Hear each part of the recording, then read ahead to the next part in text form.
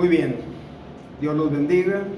Vamos a continuar con este mensaje que el Señor transmitió a través del apóstol Juan a la iglesia de Tiatira.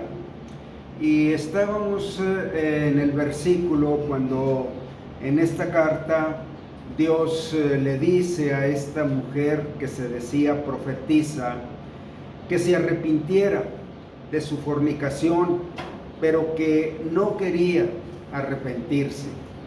Y bueno, estuvimos comentando algunos puntos importantes respecto a esto, y todavía estamos aquí en este versículo Apocalipsis 2:21, y le he dado tiempo para que se arrepienta, pero no quiere arrepentirse de su fornicación. Bueno, les había dicho que este tiempo es que el Señor está dándole, es el tiempo que Él está guardando a cualquiera de los pecadores, desde aquel que no tiene convicción de que es un pecador, hasta aquellos que realmente o abiertamente están luchando contra Dios, claramente en sus corazones, sus propósitos, como esta mujer profetiza, ¿verdad? Bueno, yo les decía que este tiempo solamente significa el último paso para que una persona cometa el pecado imperdonable. La última decisión, la última determinación llega cuando da ese paso de que nunca más quiere hacer la paz con Dios, nunca más quiere aceptar la gloria de Cristo, la voluntad de Dios para él en Cristo Jesús. Y bueno, en ese sentido está aquí mencionando ese tiempo. No sabemos cuándo. Para Dios el tiempo no cuenta. Para Dios cuenta la voluntad del corazón, cuando el corazón determina ya no aceptar la ley de Dios en su corazón. Y bueno, no cabe duda de que en las Escrituras, en este caso, Dios está refiriendo al pecado de esta mujer como un pecado de fornicación, tanto en la inmoralidad del cuerpo como en una fornicación espiritual. En ambos casos está usando la palabra fornicación. Y no cabe duda que en las Escrituras la infidelidad a Dios se expresa en términos de fornicación o adulterio. En el Antiguo Testamento, Israel es la esposa del Señor. En un sentido, Dios se casó espiritualmente con este pueblo para ser uno solo. En ese sentido, el pueblo de Israel era la esposa y llegó a ser la esposa, ¿cómo decir?, rechazada. En este tiempo está rota la relación entre el pueblo, como autoridad de Dios, como institución de Dios, de no aceptar el llamado o el mandato de Dios. Israel es como una esposa rechazada. En el Antiguo Testamento así se presenta, pero Dios habla de Israel como una esposa infiel. La rechazó por su infidelidad, rompió con ella prácticamente. Dios dejó en stand-by esa ruptura hasta el día en que Cristo venga por segunda vez. Será restaurada de nuevo a esa relación con Dios. Por ejemplo, miren, en Jeremías 3:20, con estos datos o estas referencias en la Biblia, lo que está tratando de transmitirnos Dios es qué grave es este pecado de ser infiel, que lo llama fornicar con ídolos. En Jeremías 3:20 dice: pero como la esposa infiel abandona a su compañero, así prevaricasteis contra mí, oh casa de Israel, dice Jehová. Y en Isaías 54:5 dice: porque tu marido es tu hacedor, Jehová de los ejércitos es su nombre, y tu Redentor, el Santo de Israel, Dios de toda la tierra será llamado. Bueno, Dios se declara como el marido de este pueblo, porque es una unión espiritual. Ahí viene esa relación del pueblo de Dios. Y en Éxodo vemos también cómo Dios apercibe por medio de la ley de Moisés a este pueblo. Y esta palabra percibimiento es una palabra clave. Antes que llegue ese paso, como lo dio el pueblo de Israel cuando rechazaron a Cristo.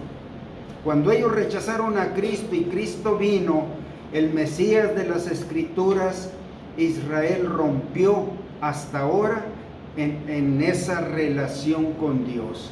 En Éxodo 34:15, Dios apercibe a este pueblo diciendo: por tanto, no harás alianza con los moradores de aquella tierra, porque fornicarán en pos de sus dioses y ofrecerán sacrificios a sus dioses, y te invitarán y comerás de sus sacrificios.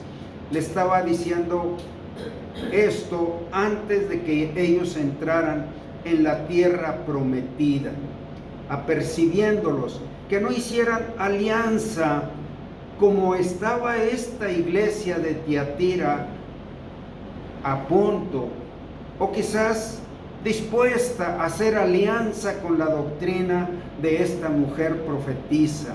Esa palabra es un apercibimiento donde tú ya compartirás tus propósitos con los de ellos, y entonces serás desviada de mi comunión, de mi compañerismo. Y en Éxodo 34:16 dice que tomando de sus hijos de sus hijas para tus hijos, y fornicando sus hijas en pos de sus dioses, harán fornicar también a tus hijos en pos de los dioses de ellos. Bueno, aquí estaba hablando de la fornicación espiritual. Una mujer que no es fiel. Y en Deuteronomio 31:16 dice: y Jehová dijo a Moisés: he aquí, tú vas a dormir con tus padres, y este pueblo se levantará y fornicará tras los dioses ajenos de la tierra, a donde va a estar, a donde va para estar en medio de ella, y me dejará e invalidará mi pacto que he concertado con él, con este pueblo. Dios veía adelante que sería un pueblo infiel. Bueno, cuando Dios le dice a la iglesia de Tiatira: tengo estas cosas contra ti, esto es lo que Dios está diciendo: tengo esto contra ti, y los está percibiendo. Aquí Moisés estaba a punto de morir allá en el monte Pisga, y terminaría Dios con el plan que tenía para él, y le sucedería después de él Josué, que tomaría las riendas, el liderazgo delante de este pueblo, y que sería el que se encargaría de introducirlos en la tierra prometida. Pero era una tierra que estaba totalmente contaminada. Dios ya había determinado destruir esas naciones que ocupaban la tierra de Canaán, los cananeos, los jebuseos, una serie de naciones o pequeñas naciones que Dios ya había determinado destruirlas, como había determinado destruir a Sodoma y Gomorra, habíamos dicho que Dios da tiempo al hombre, a una familia, a una ciudad, a una nación, le da tiempo que se arrepienta, pero no es un tiempo sin límite, porque Él dice, no contenderá mi espíritu con el hombre para siempre. Bueno, llega el momento en que Dios determina cuándo ha de dejar de existir en lo personal o en lo familiar, o una ciudad o una nación completa. Y en el Nuevo Testamento ahora dice enfáticamente el Espíritu Santo a través del apóstol Pablo, cuando fue guiado a escribirle a la iglesia de Corinto, y le dice en 1 Corintios 10:14, ahora hablando a los cristianos, a la iglesia: por tanto, amados míos, huid de la idolatría. Huyan, como un espectro de la muerte. Como a sensatos os hablo, juzgad vosotros lo que digo. La copa de bendición que bendecimos, ¿no es la comunión de la sangre de Cristo? El pan que partimos, ¿no es la comunión del cuerpo de Cristo? Siendo un solo pan, nosotros, con ser muchos, somos un cuerpo. A ver, me perdí, permítanme. Sí, pues todos participamos de aquel mismo pan. Está haciendo alusión a la celebración de la cena del Señor cuando se parte el pan. Y en ese sentido dice que al hacer esto somos partícipes del cuerpo. Mirad a Israel según la carne. Los que comen de los sacrificios, ¿no son partícipes del altar? ¿Qué digo pues? ¿Que el ídolo es algo, o que sea algo lo que se sacrifica a los ídolos? Antes digo que lo que los gentiles, es decir, fuera del pueblo de Dios, lo que ellos sacrifican, a los demonios los sacrifican y no a Dios. Y no quiero que vosotros os hagáis partícipes con los demonios. Ahí está el meollo de la ofensa, del celo de Dios, que esos ofrendas y sacrificios se ofrecen a los demonios que están detrás de una figura, de un ídolo. Es un espíritu viviente que obra con la cara de aquel ídolo y que quizá de alguna manera influye de una manera sobrenatural sobre los que le ofrecen esos sacrificios. Antes digo que lo que los gentiles sacrifican, a los demonios los sacrifican y no a Dios.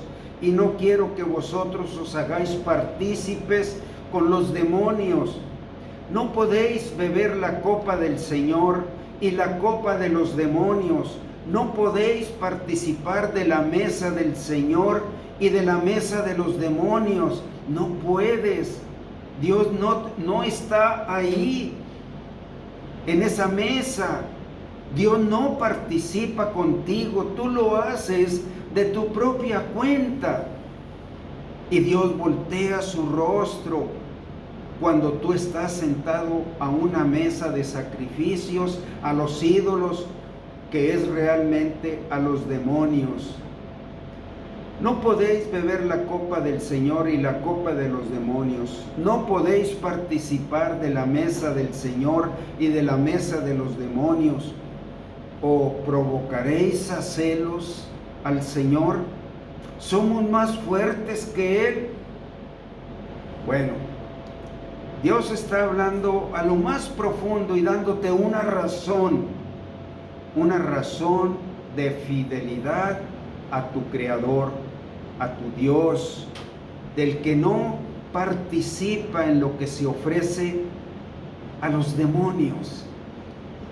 a la mayoría de la gente se le hace poco grave ofrecer una ofrenda, un sacrificio, una veneración a una figura, a una imagen, a una escultura de arte, pero no están viendo esto, que realmente detrás de aquella imagen están los demonios atrapando, y esto es mantenerlos ahí en aquella mesa.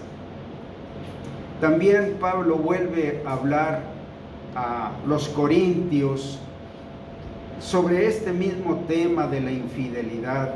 En 2 de Corintios 11, 1 al 4, ojalá me toleraseis un poco de locura, sí, toleradme, porque os celo con celo de Dios, pues os he desposado con un solo esposo para presentaros como una virgen pura a Cristo.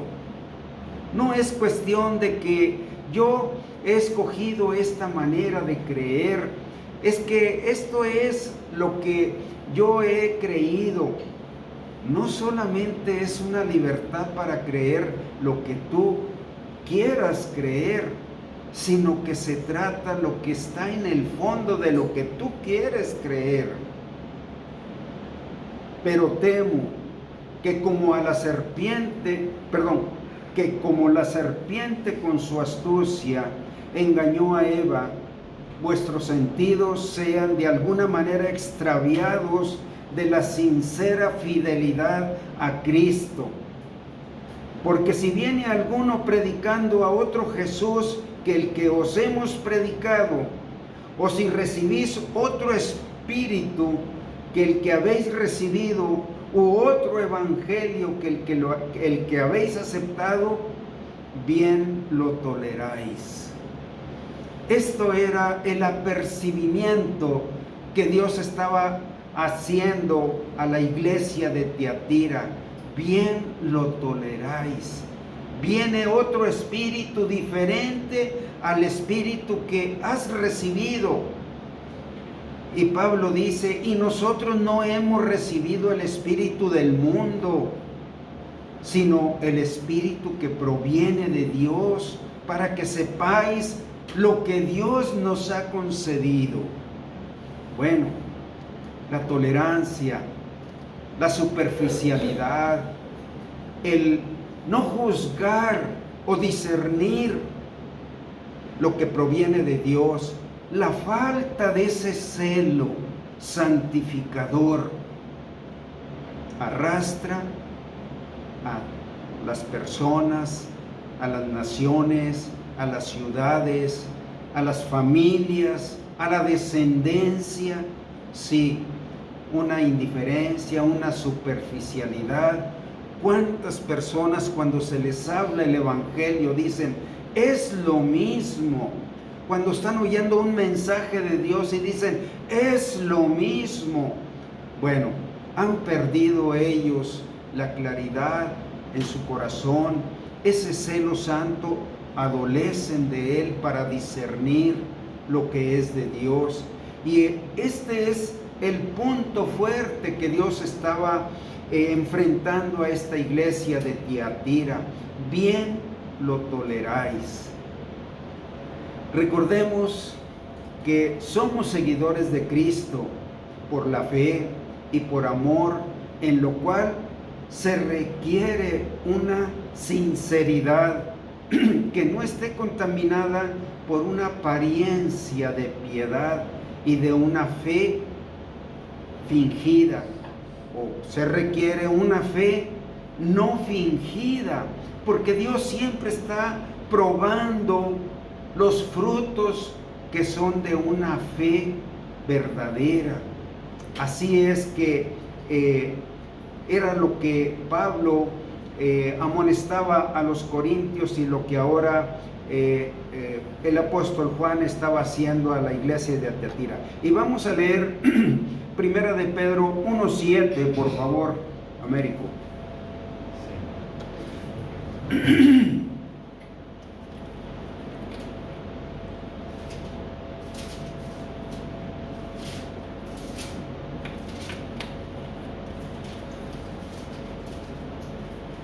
7. Sí, por favor. Para que sometida a prueba vuestra fe, mucho más preciosa que el oro, el cual, aunque perecedero se prueba con fuego, sea hallada en alabanza, gloria y honra cuando sea manifestado Jesucristo. Sí, que esa fe genuina que ha sido probada por fuego, no cualquier cosa, cualquier obra buena, cualquier buena intención, cualquier buen pensamiento es un fruto de la fe. Muchas personas bien intencionadas que no quieren albergar ninguna maldad, que se cuidan mucho de no querer ofender a Dios, están inmersos en un camino de una fe fingida o de una apariencia de piedad.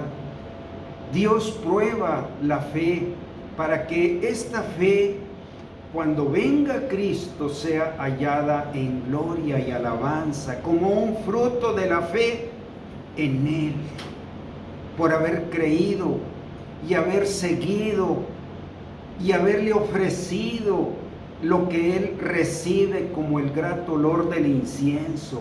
Así es una vida de fe que Dios prueba. Y aquí, pues bueno, la tolerancia, la superficialidad, la indiferencia, pues estaba aceptando que se contaminara lo que es de Cristo y lo que es del diablo. Y ahora, este es el pasaje que estamos viendo. Dios le escribe a la iglesia de Tiatira dirigiéndose a su líder y sus colaboradores más involucrados en establecer en la iglesia una sana doctrina, y le hace una fuerte reprensión con reclamo, reclamándole: tengo contra ti esto, que toleras a esa mujer. Bueno, hermanos, véanse ustedes en los zapatos de los creyentes de esta iglesia, que eran tolerantes en su hogar, en su familia, porque realmente la voluntad de Dios es que donde están dos o más reunidos en el nombre del Señor, ahí está Él en medio de ellos. Y eso, desde ahí empieza la piedra de una iglesia, donde están dos o más reunidos en su nombre. Imagínense siendo tolerantes, indiferentes. ¿Ustedes creen que día a día, viviendo así, Dios está agradado? Bueno, este mensaje es para ustedes. En Apocalipsis, retomando estos versículos 2:20 y 22, pero tengo unas pocas cosas contra ti, que toleras que esa mujer Jezabel, que se dice profetiza, enseñe y seduzca a mis siervos a fornicar y a comer cosas sacrificadas a los ídolos. Estás en tu casa, siéntete a gusto. ¿Se imaginan lo que estaba haciendo? ¿Qué haces en tu familia, en tu hogar? Le dices a quien, de donde venga una falsa doctrina: estás en tu casa, siéntete a gusto. Claro que no. He aquí, yo la arrojo en cama y en gran tribulación a los que con ella adulteran, si no se arrepienten de las obras de ella.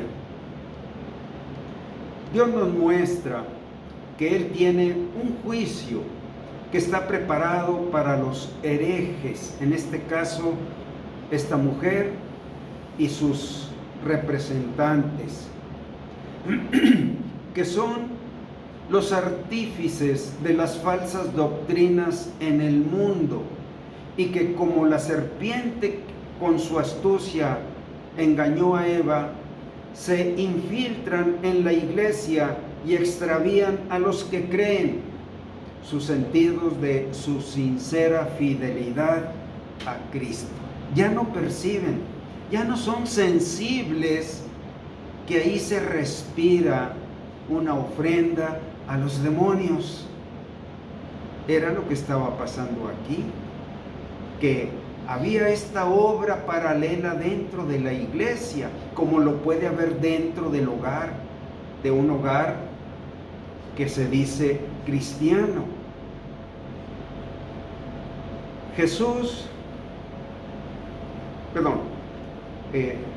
Antes de que Jesús les diga a los cristianos de Tiatira lo que deben de hacer, Él les dice lo que Él hará. Esto haré. Yo la arrojo en cama. Jesús castigará a esta mujer que se dice profetiza y que le llama en un lenguaje peyorativo Jezabel, haciendo referencia a aquella mujer diabólica. Y junto con aquellos que con ella adulteran. El castigo que nuestro Señor determina en contra de esta mujer, que era real, no era una figura solamente.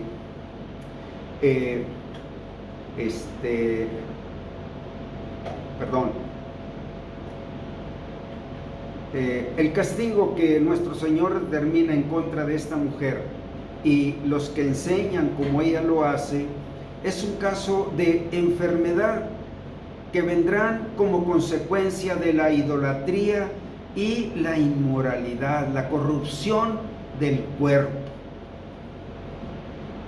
que ellos practican. Leímos en 1 Corintios que el cuerpo no es para la fornicación, sino para el Señor. Los que están bajo esta drástica sentencia son la propia profetisa Jezabel, y Jesús dice: he aquí, esto es lo que haré, llamando la atención a la horrenda condena de ella, que sobrevenía. Yo la echo en cama y en muy grande tribulación. El lugar de su pecado será el lugar de su castigo, ¿verdad? Una cama de inmoralidad, ahí recibirás tu castigo. El hecho de su pecado será el hecho de su enfermedad y angustia. Tal vez una pestilencia estaba inminentemente por caer sobre aquella mujer, o el hecho de la tumba y el infierno más allá, donde el gusano nunca muere. Podemos notar que hay en las palabras del Señor una cierta ironía y sarcasmo, porque lo que está diciendo es, de hecho, a ella le gusta ir a la cama, así que le daré una, pero resultará ser una cama de dolor agonizante y de sufrimientos. Bueno, esto es lo que causa el pecado: ceguera, insensibilidad, no temor a Dios. Pero cuando viene esa cama, empiezas a recorrer hacia atrás. ¿Por qué te ha sobrevenido eso? Y empiezas a encontrar y recorrer el camino de cada mal disposición de tu corazón, hasta dónde fuiste terminando, y acabas por reconocer que tú mereces aquel castigo. Sería su única oportunidad para que se diese cuenta de lo que estaba sucediendo y para que eso la disuadiese, para que cambiara. Bueno, hemos oído de muchos hombres, aún en la Biblia y fuera de la Biblia, hombres y mujeres que determinaron ponerse en contra de Dios con la corrupción, con la depravación, corrompiendo su cuerpo, corrompiendo su ambiente, su hogar, sus círculos. Todo fue corrompido.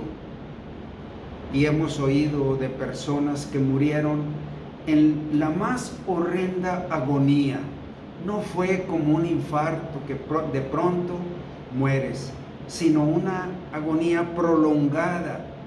Muchos hombres murieron así, dando testimonio de un juicio. Y aunque ellos fueron al infierno y no se salvaron, dejaron un mensaje de temor, un lenguaje abierto, vívido, al haber caído en aquella cama y gran tribulación. Bueno, en la Biblia dice que el principio de la sabiduría es el temor de Jehová. Los insensatos desprecian la sabiduría. Este es el cuadro claro de alguien que no teme a Dios, que vendrán consecuencias, que lo que el hombre siembra para su carne, de su carne segará corrupción. No hay temor de Dios delante de sus ojos. Todos se desviaron. Bueno, hay mucho reclamo de parte de Dios que flota en el ambiente, en los testimonios consagrados que se apartaron del pecado, pero el pecado ciega, quita la sensibilidad, quita el razonamiento. Vamos a leer un caso en Hechos 12, 21 y 23. ¿Lo tienes, Dora? Sí. Nomás vamos a leer en voz alta. Un día señalado, Herodes, vestido de ropas reales, se sentó en el tribunal y les arengó. El pueblo aclamaba gritando: voz de Dios y no de hombre. Al momento un ángel del Señor le hirió, por cuanto no dio la gloria a Dios, y expiró comido de gusanos. Qué espectáculo, ¿verdad? No dio la gloria a Dios. Voz de hombre y no de Dios. Bien, casos como este abundan de personas que no quisieron arrepentirse y que conscientemente sabían que Dios era su enemigo por el pecado con el que ellos cargaban. Tenemos, además de este grupo y a los que con ella adulteran, además de ella tenemos este grupo, los que con ella, ¿verdad?, compartían aquellos sacrificios a los ídolos y aquellas fornicaciones. Se refiere y a los que con ella adulteran, y así virtualmente ellos animándola espiritualmente, participando con ella en sus adulterios con beneplácito, inclusive el comer la carne ofrecida a ídolos y a la fornicación con ella. Miren, los que participan en los pecados de ella con displicencia y tolerancia serán echados en gran tribulación si no se arrepienten de las obras de ella. Aquellos que adulteraban con ella eran los que practicaban la fornicación y la consiguiente idolatría. Y leemos Romanos 1:32. Quienes, habiendo entendido el juicio de Dios, que los que practican tales cosas son dignos de muerte, no solo las que las hacen, sino que también se complacen con los que las practican. Hasta ahí. Fíjense. Te voy a pedir, por favor, que lo vuelvas a leer, pero en voz un poquito más alta.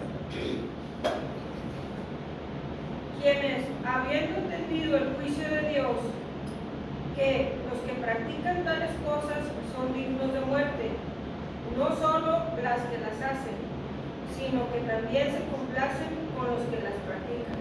Sí, ¿cuántas frases condenativas hay aquí? Los que practican tales cosas son dignos de muerte.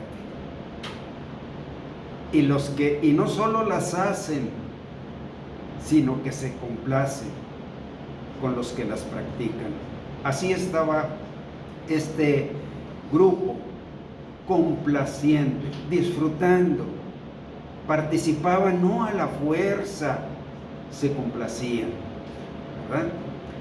Y bueno, Dios dice, a ellos también los llevaré a una gran tribulación si no se arrepienten.